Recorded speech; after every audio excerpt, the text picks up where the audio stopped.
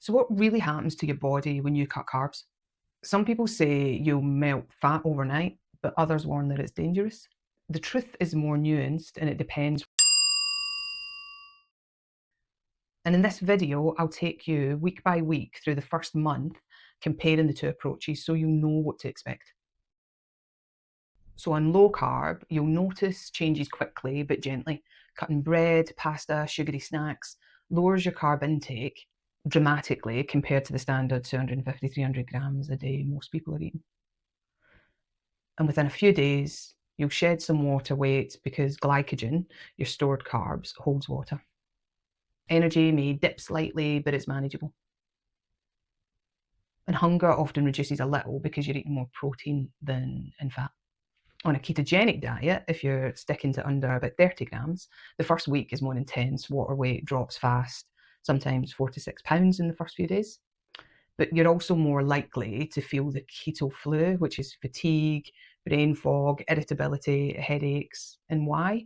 Well, your body's switching fuel sources from glucose to fat and it hasn't adapted yet. Electrolytes, salt, potassium, magnesium become really crucial here. And without them, these symptoms will hit harder. This is the hardest part of keto, but also the most noticeable. By week 2, digestion often improves, less bloating, fewer sugar crashes. You can still include small amounts of fruit and vegetables, or even a portion of rice, so cravings aren't so strong.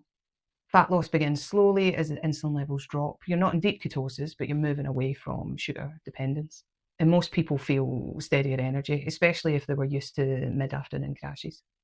On a ketogenic diet where you're sticking under 50 grams, by the second week of keto, your body begins producing ketones, which are the molecules made from fat that fuel your brain and fuel your muscles.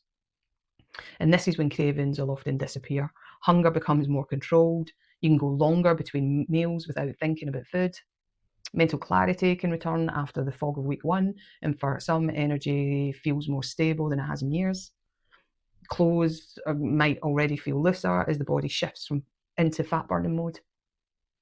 And this is a point where many people say, okay, I can actually do this.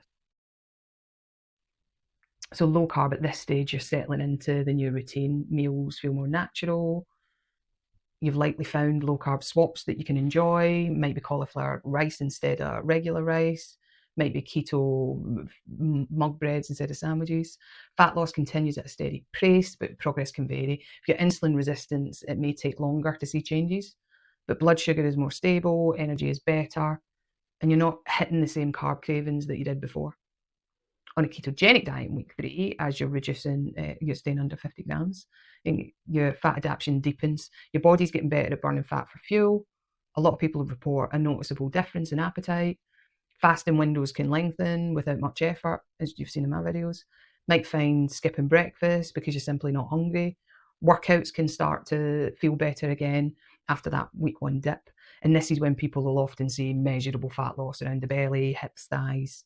And as I've seen as well, sleep can also improve as your blood sugar is starting to stabilize overnight. Week 4, which I'm at the end of week 4 coming up now, on a low carb diet, the results you're going to see are much clearer. The scales may show a few pounds lost, but more importantly, your energy is going to be steadier, your cravings are going to be reduced, and you're going to feel more in control of food. Level of carb intake is flexible. You can socialize, eat out, and still stay on track. It's sustainable longer term for many people, especially if your goal is gradual weight loss and better health without going to more extreme options. On a ketogenic diet, where you're staying again within under 50 grams of carbs a day, the fat burning engine is switched on fully. A lot of people notice significant fat loss, sharper mental focus, and just a sense of food freedom. And you're not constantly battling hunger. Intermittent fasting on top of that can often become effortless because you're burning body fat between meals. The trade-off is you do have to be quite strict. Slip-ups in carbs can kick you out of ketosis and restart the adaptation process. But for fat loss, insulin resistance, or stubborn belly fat, keto can deliver faster, more dramatic results in this time frame. And there's also a concept called keto cycling, which is something that I'm going to start looking at in a couple of weeks' time. So what happens after a few weeks and across the first month on low carb? Changes are steady, they're sustainable, there's less bloating, fewer cravings, more energy, and a gradual fat loss. On keto, the changes are going to be faster and more dramatic. Rapid water loss, early fat burning, reduced hunger, sharper focus, but with more intensity in the adaptation phase. Both approaches can work. Depends on your goals, your lifestyle, and what you can stick with long term. So whether you choose low carb or ketogenic, apologies for the noise, the first month is a powerful reset. The key is consistency. In my next video, I'm going to share my personal 1 month reset results.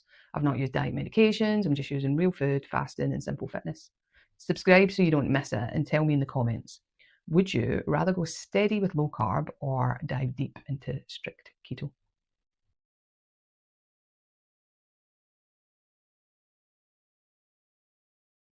Just a reminder, on this health reset journey that I am coming to the end of 4 weeks on, I am following the principles of ketogenic diet, intermittent fasting, and simple exercise. Today I had 2 meals, 2 snacks, and meal 1 I had avocado choc cookies with Greek yogurt and some cinnamon on top. Oh, it was really yummy. And then for a snack, I had some mixed nuts and with cheese. For my second meal, I had a creamy veggie and corn mince bowl. So I had courgette in that, mushrooms in that, spinach in that, some double cream and some Parmesan cheese. And then I had, as my pudding, a cinnamon mug cake made with almond and coconut flour. It was really yummy.